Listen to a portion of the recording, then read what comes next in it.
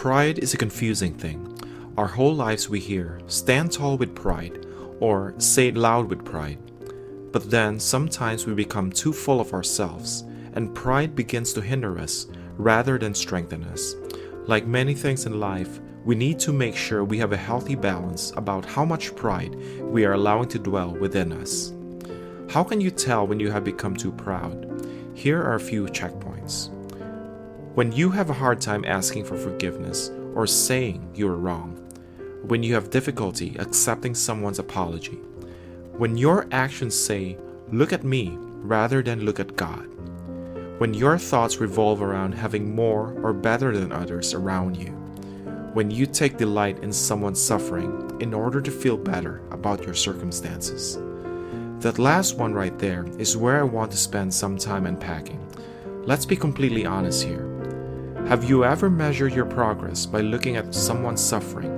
Did you ever say, maybe my marriage isn't perfect, but at least my husband didn't cheat on me, like my neighbor's husband did?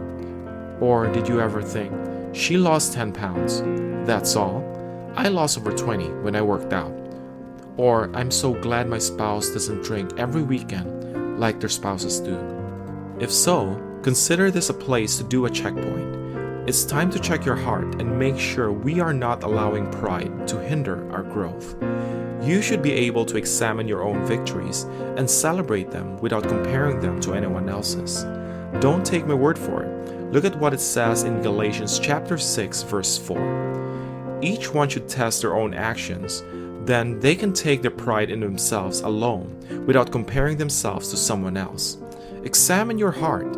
Rejoice about your circumstances, but don't be prideful or boastful about what the Lord has done when you are withholding the love of God from others.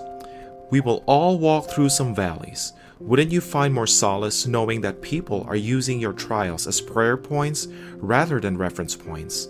In other words, let's pray for those that may not have received a breakthrough yet.